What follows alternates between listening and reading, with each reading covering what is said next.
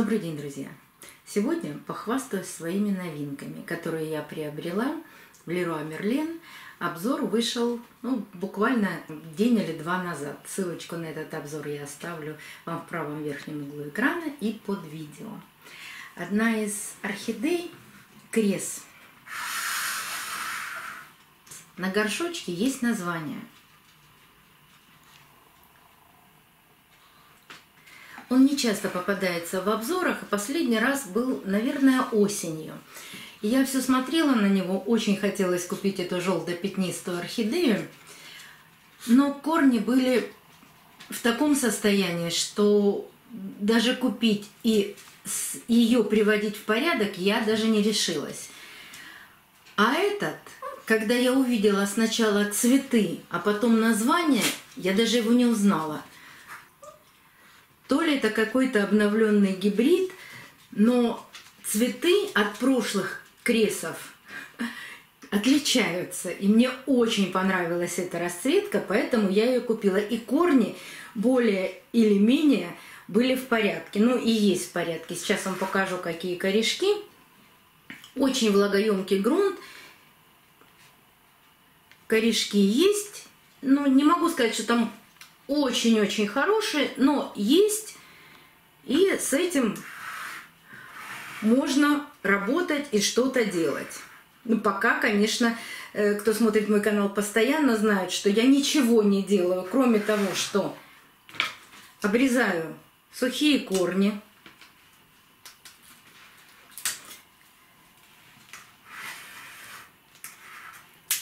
протираю листики зеленым табачным или дегтярным мылом.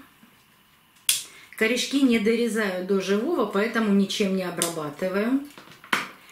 Очень внимательно рассматриваю листики на предмет каких бы то ни было видимых вредителей. И осматриваю шею.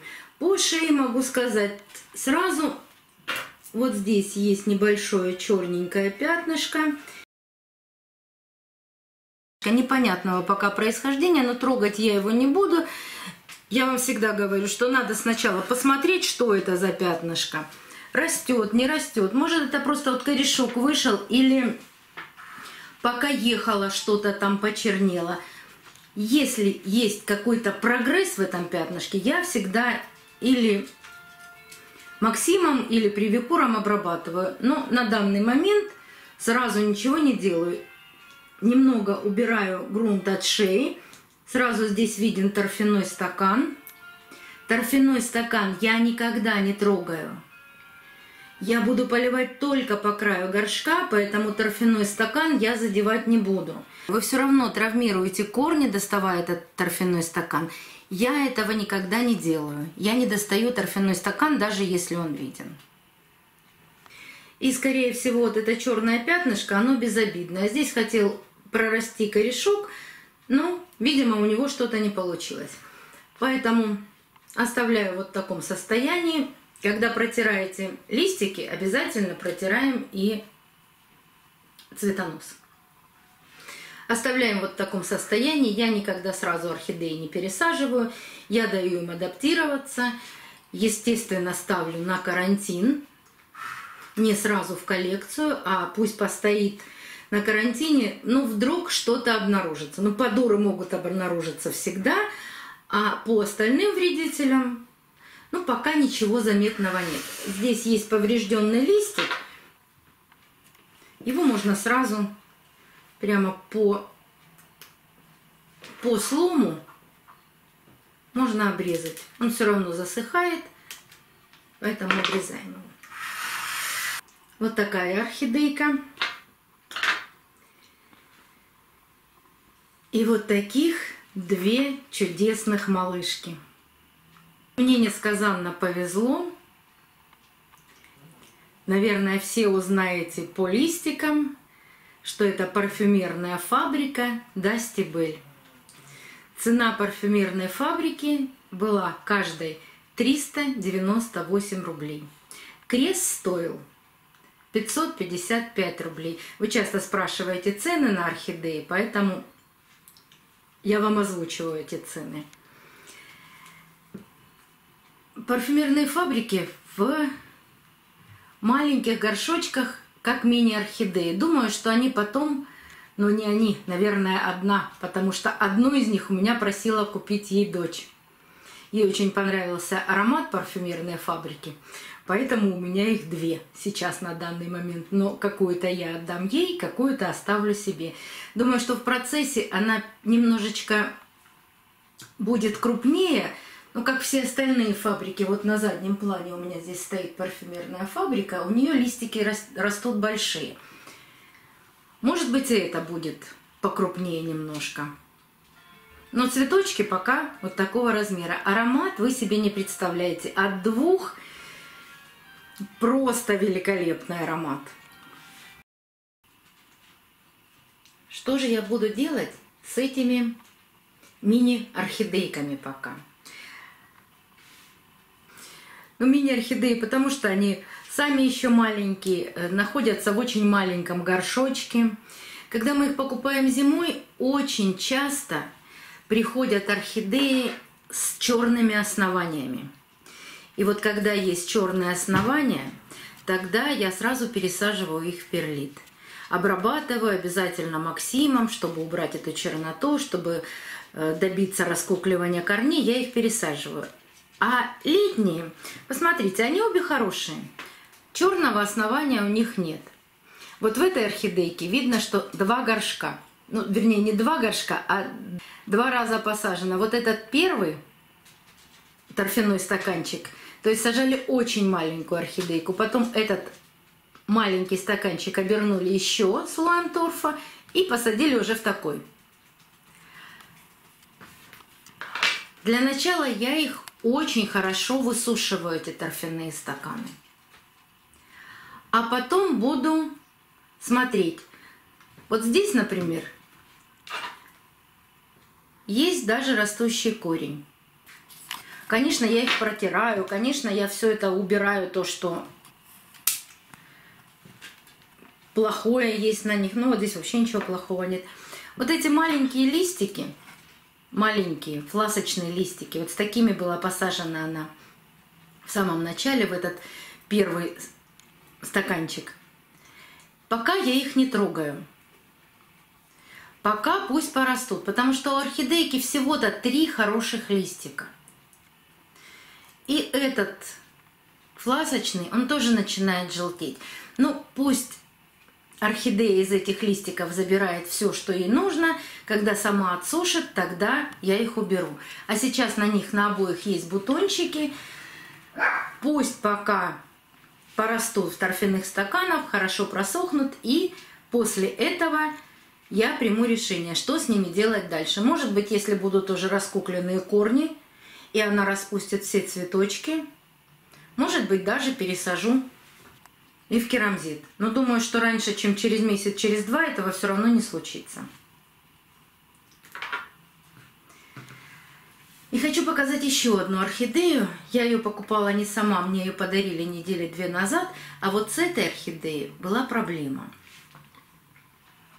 Проблема какого плана?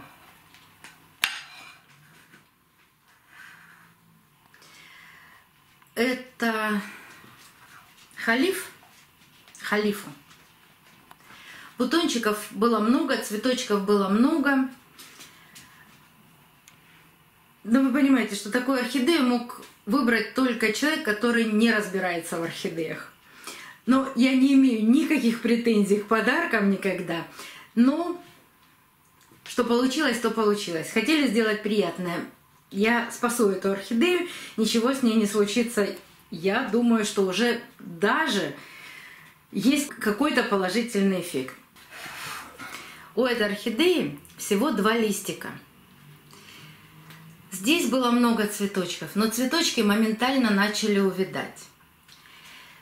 И когда я к ней через день, после того, как она простояла в пакете, начала ее рассматривать, я на шее увидела вот такое гнилое пятно. Я даже не стала вот здесь убирать старые чешуйки. Видимо, листики были, но они тоже Вот остатки от листиков. Я даже этот листик не стала убирать. Но вот сейчас я его оттяну немножко. Ну, под этой чешуйкой ничего там и нет. Все здесь. Сейчас еще оттяну здесь. Видите, с этой стороны все чистенько. А вот с этой стороны было большое черное пятно. Причем оно казалось влажным. Вот эта часть мокнущая, вот этот второй лист, то есть это нижний лист, который гнил. И если бы я стала его снимать, убирать и зачищать, у меня бы остался всего один листик. И я думаю, что с двумя цветоносами и одним таким листом вряд ли бы орхидея вообще выжила. Поэтому основание орхидеи я намазала Максимом. Сюда тоже немножко Максима попало. Вот таким неразбавленным Максимом, которым я пользуюсь всегда. А верхнюю часть вот этой гнили я намазала неразбавленным привикуром. Я уже пробовала неразбавленный привикур. Прекрасно все получается. Здесь сверху я прямо взяла кисточку и хорошенечко намазала. Все, через буквально сутки распространение гнили прекратилось. Все это подсохло. И теперь я поливаю орхидею точно так же по краю горшка и внимательно за ней наблюдаю. Вот здесь нужно уделять этой орхидее особое внимание. Особое внимание мое заключается в том, что я подхожу к ней и смотрю, как она себя чувствует. Она сразу перестала сбрасывать цветы, засушивать цветы. Вот эти 3 цветочка остались. Прошла примерно уже неделя. Никаких изменений нет. И я думаю, что эта гниль остановилась. Но не люблю я резать. Я всегда стараюсь найти те препараты или те, которые я использую. Ну, вернее, конечно, те, которые я использую.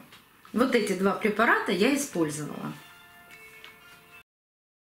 Понаблюдаем из-за этой орхидеи. Ну, здесь все в порядке, здесь будем ждать пересадки.